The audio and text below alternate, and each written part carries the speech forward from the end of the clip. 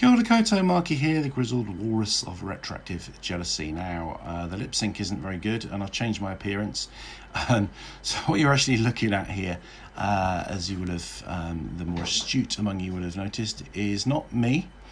This is the screen that's showing a video by a channel called OCD Recovery.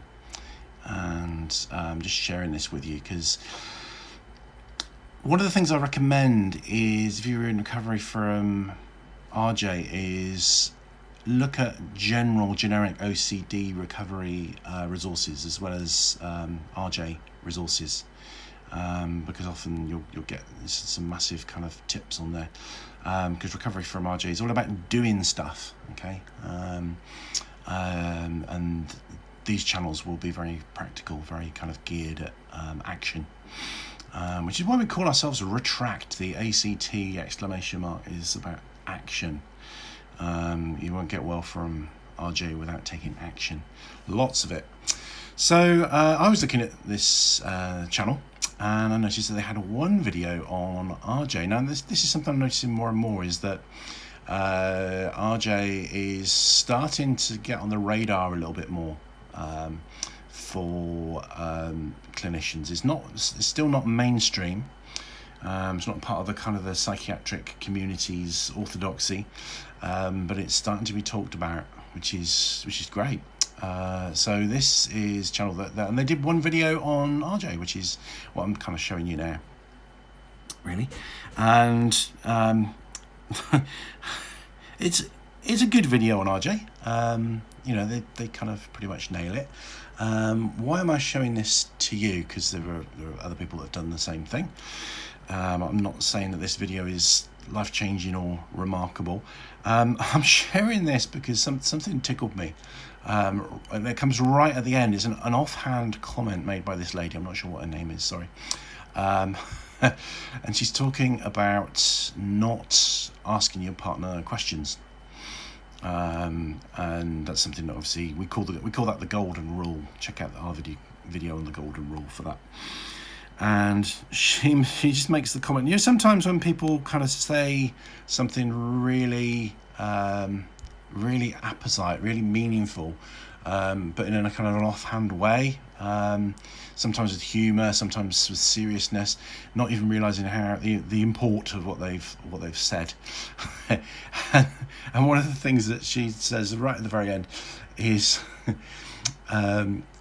people with RJ know more about their partner's past than they do. So if you've got RJ, you will know more about your partner's past than they do. And I thought, you know, she said that, you know, I think with humour. And I think that is so on the money. So on the money.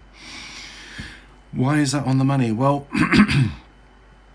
normal people, people without RJ, don't keep detailed mental records of their sexual and romantic history. They don't record that information as if their life depended on it, but RJs do. So one of the things that can happen, and tell me if you relate to this experience, if you've asked your partner questions, and then you cover the same, you get some answers, you cover the same ground at some later point, and you get slightly different information. And a lot of RJs will go through the roof. They'll get themselves twisted up in knots about this and say, you know, well, you didn't tell me the last time you said such and such. You know, what, are they lying to me? What's going on? Actually, sometimes partners do lie to us, and I've done a video on that. They usually lie to us for very good reasons. So check out the video on why do partners sugarcoat. But this isn't about that. This is about where they are just a bit sketchy about their past. I'm using the word sketchy in the old-fashioned meaning of the word, meaning vague, woolly, imprecise. So, and the reason is that, you know, they do not feel a need to cling on to that data as if their life depended on it. You know, it doesn't have this kind of over important, this over importance attached to it. So I mean, they don't care. Well, you know, they don't care whether it happened once or twice. They don't care when. They don't care. And they forget who. and it's that's just normal.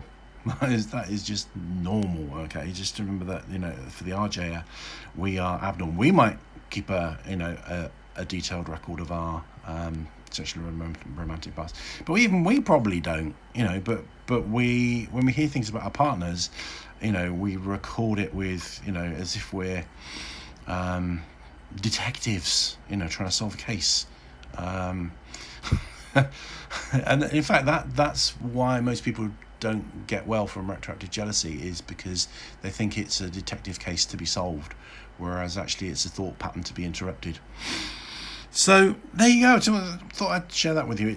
It made me laugh, but it was one of those things, many a true word spoken in jest. We know more as RJs know more about the partner's past than they do. Thank you for watching. Rangimarie.